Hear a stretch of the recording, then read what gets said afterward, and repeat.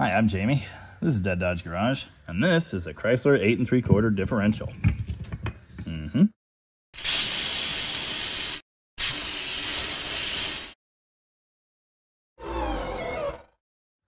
I did a video rebuilding a Dana axle a few weeks ago, and the general consensus was, do a Chrysler! So now we're doing a Chrysler. Now, of course, what we're looking at here is just the center section, or the pumpkin. The whole axle assembly looks like that. You know, kind of like a 9-inch, but different. Before we can rebuild it, we have to unbuild it and then clean everything. Pinion snubber. Fill plug. Oh, that smells lovely. One of the best features of the Chrysler axle, as far as setup goes, these screw side adjusters. They spin in and out to help adjust the gear lash. We'll take them off next. And we'll be setting the lash later, but just be aware, it should be kind of like that.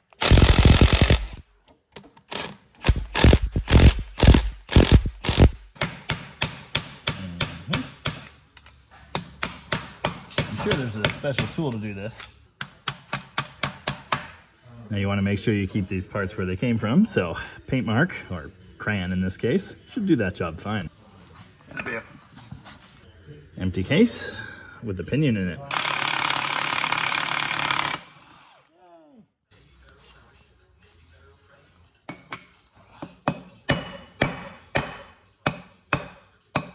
Steady.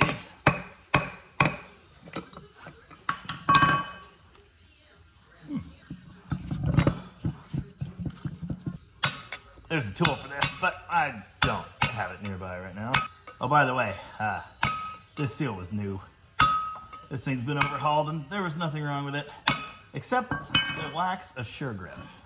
Turns out in this case with a 3-2 gear, you can't get the pinion out with this bearing here. So I'm gonna pull the seal now. Like it never happened.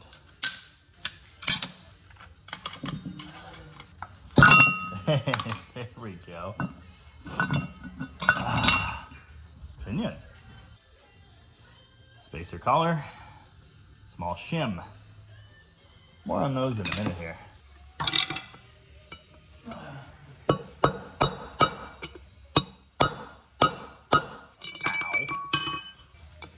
Every time.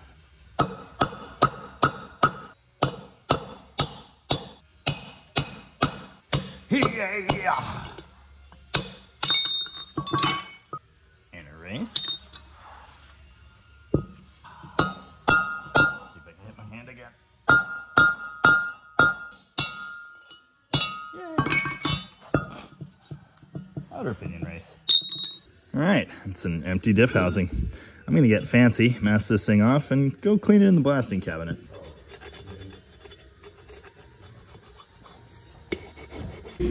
Oh, here's what the next 20 minutes of my life looks like. Oh yeah, it's all coming together. This will probably get screwed up and require a touch-up, but at least this thing won't rust immediately. All right, let's take this thing back to the North Pole, where we'll rebuild it and learn about 8 3/4 stuff. Well, it's a week later, and we're here at the North Pole, which just means my fab table in my home shop. I prefer to overhaul diffs here because I have all sorts of tools I've built or acquired over the years. Now I've got everything laid out here, but before we get into the actual build and setup, I want to discuss a few things. Firstly, housing numbers. There are 3 common numbers that were used in the muscle car era. They're referred to by the last 3 digits of the part number here because no one can be bothered to memorize that whole thing. The common ones are 741, 742, and 489. Obviously this is a 741. My 488 center section, which was used for drag racing purposes in my Demon, 489. The 489 in particular is kind of a different animal. More on that in a minute. I think the 741 tends to be the most common. Here's one. There's another one in my Charger, and 2 more of them out in my shed. Now essentially these center sections are interchangeable. You should be aware that there are other part numbers from earlier years. I don't even want to get into that. If you're holding a center section and it's not a 741, 742, or 49, it's probably a weird early one, and you probably don't want to use it in your muscle car. but the basics are going to be the same. But the mechanical and assembly particulars of your center section are going to vary based on which case you have. For example, this 741 case does not have a crush sleeve. It uses a spacer like this and shims to set the pinion preload. The 742 case is similar. The 49 uses a crush sleeve.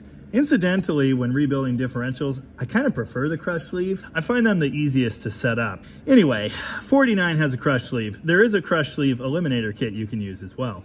Whichever center case you have, just make sure you've got the right components to rebuild it. We got all this stuff from Dr. Diff, and they're well versed on the different types of carrier. They'll get you what you need. Now, the actual carrier inside the differential is another place you'll find differences between these different units. This here is your standard cruising model open gear chunk. It's literally open, and you can see the spider gears in there. This is what we're going to be replacing it with. This is a clutch type limited slip. This is neat because it can be rebuilt. You can take that thing apart and replace the clutches. Now my 49 chunk over here with 48 gears has a cone type. There are two easy ways to tell you're looking at a cone type limited slip or Suregrip. Firstly, these springs with plates, those are only found on the cone type. And here on the back side of the ring gear, there's an extra set of bolts inside the ring gear bolt. Now the cone type Suregrip does work. I mean, obviously, this thing put down some really impressive times in my Demon back in the 70s. But the thing is, once the cones wear out, they're basically done for. They stop Suregripping, and you really can't fix them. I have read that it's possible to sand the cones one way or another and get some more life out of them, but either way, they're less desirable. They don't have the same lifespan, and again, you can't really rebuild them. Chrysler went to the cone type carrier around 1968. The earlier cars would have the more desirable clutch type. When you're buying an aftermarket carrier, it's just about always going to be the clutch type. And that's really what you want. Of the three, the 49 case is the strongest. It uses the largest pinion bearings. So if you're making ultimate power, this is probably what you want. And I suppose you probably want a crush sleeve eliminator as well. Again, our main goal here is just to upgrade to that clutch type Suregrip carrier. We're going to reuse the original pinion gear and ring gear. They're in really good shape. I just need to clean them up, and I need to get that old inner bearing off of the pinion. Note the big prominent L on the head of these bolts. That means these are reverse thread. With the bolts out, the ring gear is going to be stuck in position. You could start heating it, but usually this works.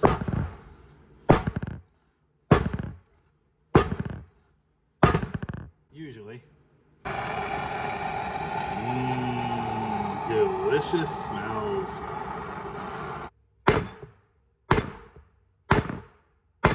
More fire. Oh, quit that. Sometimes just heating up a few points will do it. You're just trying to get the ring gear to expand. It has to be a really tight fit on this carrier. It's got to be perfectly centered, or bad stuff will happen. Sometimes to reinstall them, people put them in the oven. I might drop this one on the wood stove. Now what you don't want to do is start wailing on the ring gear with a hammer. You really want this thing to come off nicely. Of course, you probably also don't want to bash your carrier senseless on a steel table.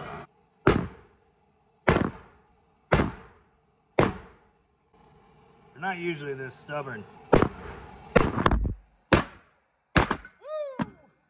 And there's the ring gear separated from the open carrier. Now for our purposes, we don't need anything else from this open carrier.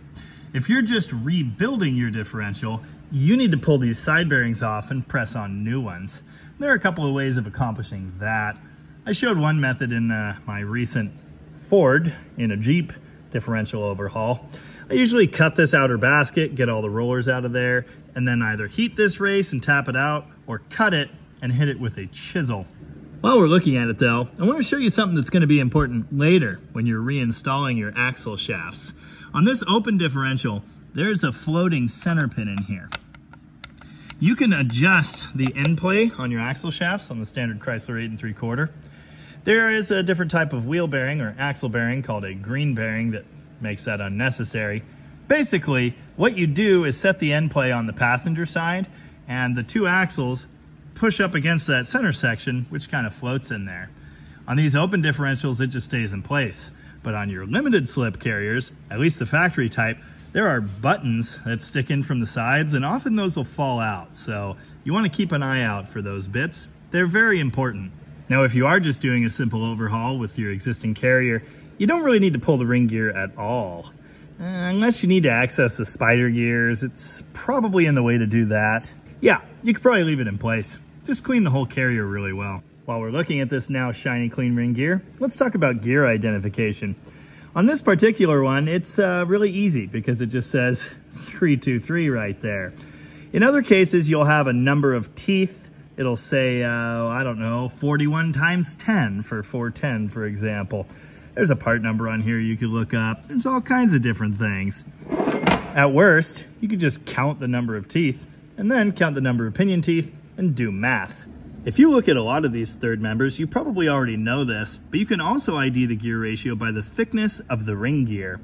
Here's a good comparison. This is our 3.2 from the center section on the bench compared to my 488. The 488, higher numerical gear but a lower gear ratio, has a much thicker ring gear.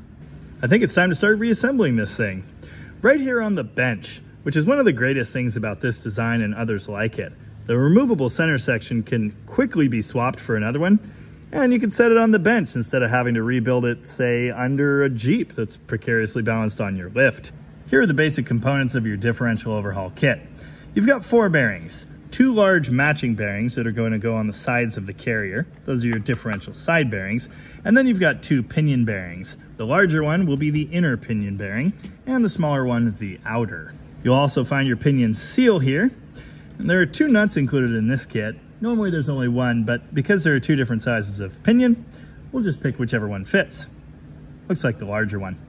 Then there's a washer in there, and here we see shims. In a crush sleeve application, you'd have a new crush sleeve. They also usually include the magical paste for checking your gear engagement after you're done. I did get a little bit excited. I still need to pull the old inner pinion bearing and clean the pinion up. We'll get to that in a minute. I want to install the races for the pinion bearings because it's easy and it'll feel like forward progress. Now there are multiple ways to drive these races home. You could use a brass drift. You could make another tool if you really had to. But my favorite is this, the race and seal installer kit. This one's well used. You want to find the appropriate size driver for your given race, which is this one. It's actually a hair small, but it looks like it's going to go just fine. If the flat edge doesn't fit on that outer surface of the race, it'll end up down in the taper. That's not the worst thing. This is aluminum, so it's not going to hurt that steel race. Now these could be pressed home, but it's way too much work in my press to rig up a diff case. So I always do it this way. Ideally, you want to get it started straight, but that almost never happens, so some correction may be necessary, which I'll do with the drift. In some applications, you can't use those tapered drivers to get the races all the way home, so you'll end up using this anyway. There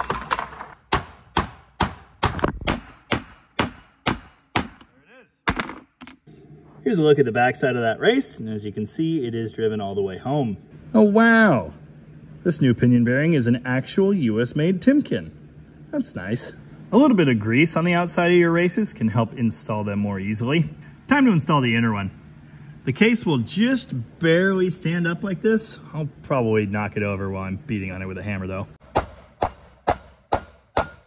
Now in this case at least, the inner pinion bearing is slightly shrouded by one of these cap mounts. Oh, pro tip.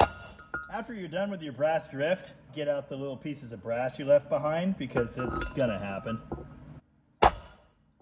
There she goes.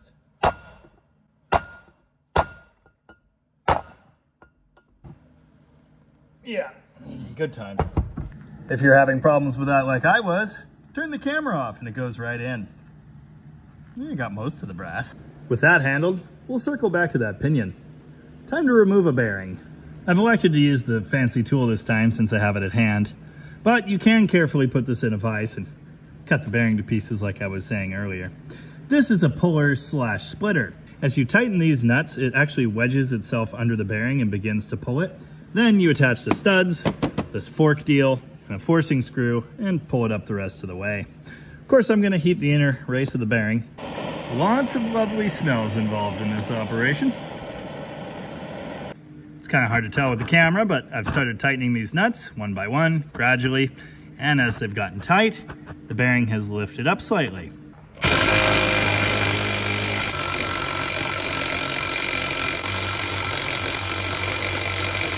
You're probably not supposed to do this with an impact anyway, but I always do.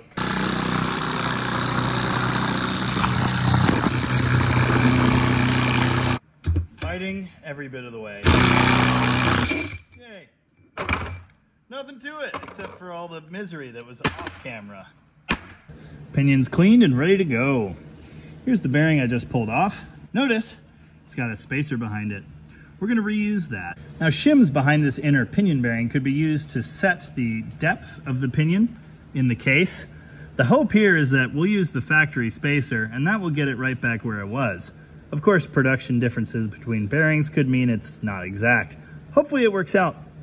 Note this spacer has a tapered side and a not tapered side. The not tapered side was obviously against the bearing, so we'll put it on like that.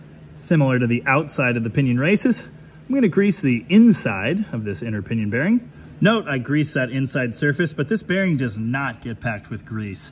It'll be lubricated with gear oil before assembly. Here's a tool I accidentally made by joining this 3/4 drive socket to this chunk of pipe like 6 years ago or something. It works great, but it really needs to be an inch or two deeper. So usually what I ended up doing is starting it with that and then using the old inner race as a spacer in here to press it the rest of the way. Now this can also be done in a press. Very easily, in fact, but I prefer the hammer. Whatever you end up doing, make sure you're pressing against that inner race surface and not the basket here. You could ruin the bearing if you press against that. This is an extension for one of the pads on my lift, and it just happens to fit perfectly. So let's send this thing home. As you're doing this, you want to listen for a tone change. Yep. Now, before we get to putting the pinion in the case, I want to explain what we're doing here when we're talking about setting up this differential, at least with regards to pinion preload. You've got an inside bearing and an outside bearing, and what needs to happen is complete engagement of both of those bearings in their races. They need to be fully seated so the pinion will stay put. It won't walk around, it won't make horrible noises, but you can't have them too tight either. If you get them too tight in their races, the bearings and races are going to eat themselves to pieces. In a crush sleeve axle, like I was discussing earlier, there's a sleeve here in the middle. And as you tighten the pinion nut and squeeze these things together, you're crushing that sleeve. What you need, again, is for this bearing to seat fully in its race, and the sleeve will be there in the middle. You have to get it crushed to exactly the right height, such that, again, those bearings are correctly engaged and there won't be any play. Couple more quick notes on crush sleeves. They take up that space in the middle, but they also hold tension against those bearings. In that way, they kind of act as a giant lock washer. If you're rebuilding a differential that has a crush sleeve, you really need to replace it. You'll never be able to get the right amount of crush a second time. Because this is not a crush sleeve axle, we use a spacer. Here's the spacer. Now this one had 2 thin shims on top of it. This kit came with a bunch of extra shims, and we may need to get into those. However, my hope is that the factory shim will be sufficient. If your spacer and shim stack is too tall, you'll get this tight and the whole pinion will be able to move, or it'll spin too freely. You need a little bit of drag.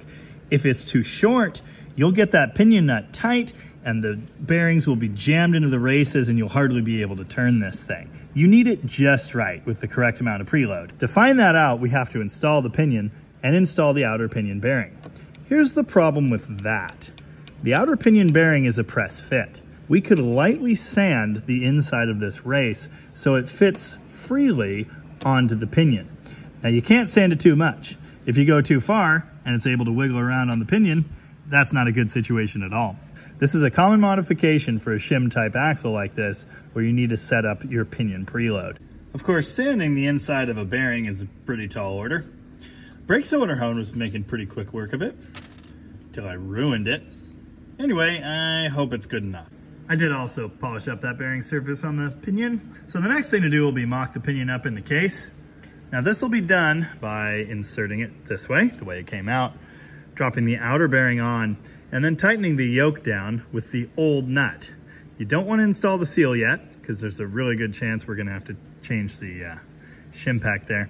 And you don't want to use the new nut. This is a locking nut. It's really only good once. So we want to save that for the final assembly. Pre-lubrify the bearing, which I did clean, by the way. This is just 80-90 gear oil. Kind of insert it through the slot you're normally packing grease through. And give it a spin, make sure it goes everywhere, and we're good to go. There's one more thing we want to do. We really need to pre-seat the races for these bearings. And the way we'll do that is install it without the shim, and then torque it carefully. I'm not really sure what the spec would be for that. It's probably available online. You don't want to do this with an impact gun because you could end up damaging the races. Now I need to rig up something to hold this yoke so I can torque it. Sometimes I use a pair of giant Knipex pliers. I guarantee there's a special tool to do this. It's probably a plate with a handle that bolts on here and has a hole in the middle. I could just make one of those, but I don't feel like it. Plus it would take hours. Okay, torqued it by hand to whatever felt right. This is what you don't want to feel when you're setting up your shim. If it just gets super tight, stop. Pulling it back apart now, we'll start with that factory shim stack. This actually stuck more than that bearing is. Lightly tapping it now with the dead blow, and it is slipping through that bearing, so that's great. In extreme cases where these are really pressed on there, you will have to get the air chisel, and it sucks. First shot with the factory shim pack. I went for that same 100 foot-pounds. It's a little tight, I think. I did this last time with totally the wrong tool. So I'm gonna go ahead and run over to the parts store and spend $32 on the quarter drive beam type inch-pound torque wrench, which is the actually correct tool to check the preload on your pinion. The inch-pound beam type torque wrench, of course, is quarter-inch drive. It requires a couple adapters to make all this work. It's pretty silly looking. Anywho, we're not really interested in the breakaway torque. We're interested in the continuous torque reading as it keeps moving. I went ahead and torqued the pinion nut to its actual torque spec, which on this particular differential is 170. And now I've got 24. I'm gonna call 24 close enough to 25 and move on. Now to take this back apart anyway, install the seal, and final install and torque this with the new locking nut. See, this process is why I prefer the crush sleeve. With the crush sleeve, you take the impact gun and you run it down until this is good. Then you're good. With the shims, you take it apart 4 times. Hey, important note, and I didn't boo-boo this, but I almost did. Install the outer bearing before the seal. The pinion seal gets driven in with the seal driver. Cast your mind back to when I was taking this thing apart and the pinion wouldn't come out with the seal in place and the outer bearing. Yeah, I just put the outer bearing and the seal in place so the pinion won't go back in. Now this wouldn't be a problem with a gear ratio using fewer pinion teeth, and it may not be a problem on other castings, but with this combination, it will not sneak past that seam, just barely. So I have 2 options. A, ruin my brand new pinion seal, which I would then have to reinstall with a socket, or B, slightly modify the casting. Guess which one I prefer? Yeah, that did it. This one little dimple with the die grinder. That one tooth was allowed to slip through and it went right in. Of course, extreme caution was used because there are new races in there I didn't really want filled with metal shavings. And that involved a towel and a magnet, and then another magnet to clean up the stragglers. Of course, the new nut is slightly larger for reasons, and my 1.25" standard socket doesn't fit, but I was able to beat this metric socket on with a hammer. Thankfully, I did get the pinion nut final torqued, and we're right at our number of 25. So I'm happy with that. Now that torque number that I stated is 170. That's for this tapered pinion. There are 3 different ones: small pinion, large pinion, and tapered. The spec is different based on what you're using. And incidentally, those specs are listed as minimum torque. That's because when you're using a crush sleeve, you may well end up exceeding that, getting the sleeve to crush. We don't have that here. I'm going right to that 170 number, and I'm happy with that. One more thought on this before I move on. I reused the original pinion that was in this carrier. I just changed the bearings. And the fact that the spacing magically worked out with the original spacers tells me everything's gonna be good to go. However, if you're changing your pinion, or if you change the bearings and the spacing is not right, it's always possible that you'll have to adjust the pinion depth in the case. Sometimes that has to be done to get maximum gear engagement between the pinion and the ring. Again, in this case, I think we're going to be just fine. But there are shims included in the kit if you need to change that.